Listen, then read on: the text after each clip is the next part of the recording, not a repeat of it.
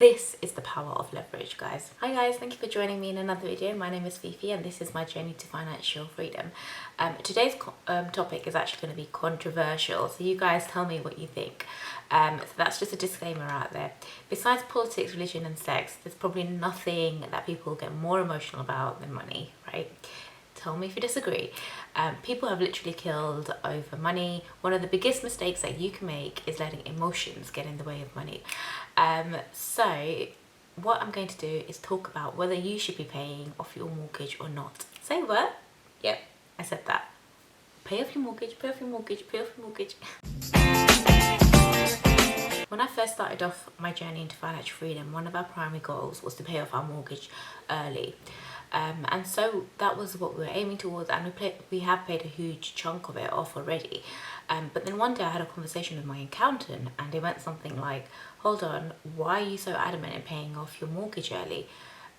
And then I said to him, what? Why wouldn't I be? Isn't that what everyone does? And he explained to me the concept of good debt and bad debt.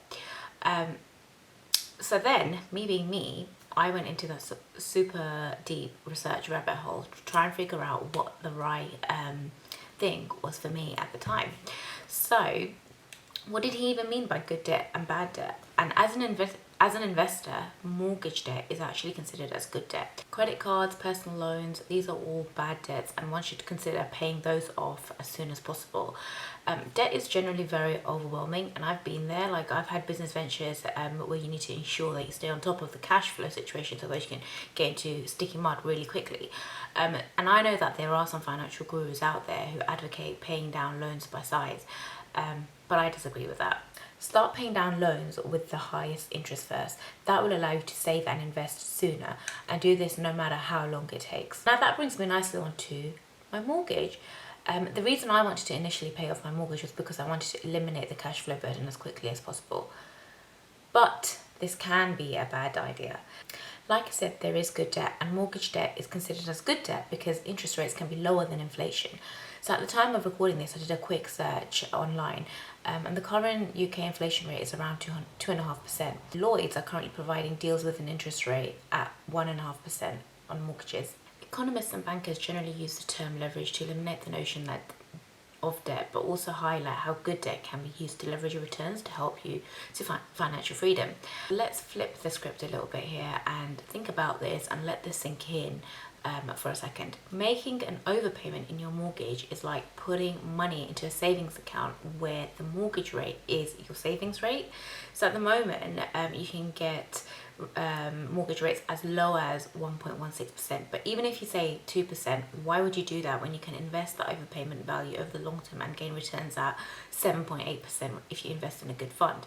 So let's take an example and keep it simple. So if you've got a mortgage overpayment of £1,000 at the rate that you got from the high street, which is 1.16%, your value is £1,016 versus an overpayment that's invested at 7.8%.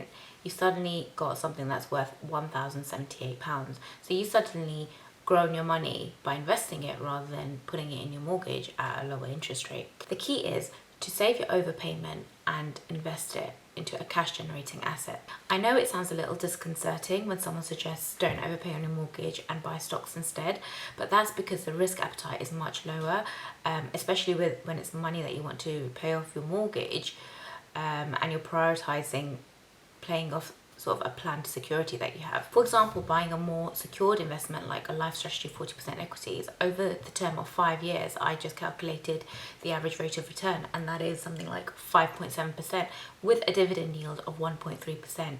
You can even take that yield and offset that against your mortgage payment if you want to. So let's work an example and let's keep it simple as well. Say you've got an overpayment of £10,000 a year, right? If you put that £10,000 overpayment into your mortgage at, say, the standard rate on the high street right now, 1.5%, your interest that you save is £150, okay? If you invest it in, say, a fund, like the life strategy, in this case, you're going to suddenly make your money grow to £570 at a rate of 5.7%. So, and plus, on top of that, you get the dividend yield at 1.3%. So on top of that £10,000, you get £134, which is just the dividend yield payment. So the total that you've actually saved is £704. 10k of capital you used to generate £704 per annum, when the servicing cost of that mortgage is £150 if you were to overpay. So you'd be better off by £554 if you net it off. The point is, say your mortgage term is 20 years. If you invest your savings for the next 20 years, you'll make your money grow in the same time. And you will still own your home by the end of the period. But not only do you own your home, you've invested in cash generating assets because you're getting this dividend yield as well. This is the power of leverage. Businesses, entrepreneurs use debt to invest in growth. Think of it this way, you are your own business, so why wouldn't you approach it in the same way, approach your personal finances in the same way, and make those right decisions for you. Some other considerations are that once you make an overpayment into your mortgage, it's hard to get that money back. Just because your mortgage is paid off, you will still have bills to pay, but no assets to generate an income because you didn't invest in any. So granted, your outgoings and your bill will be smaller because you won't have that mortgage payment.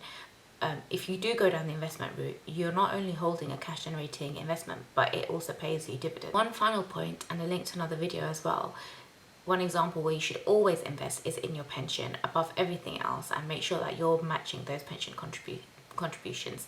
I know everyone's personal circumstances are unique, so you do what's right for you and what you feel comfortable doing, especially when it comes to your mortgage.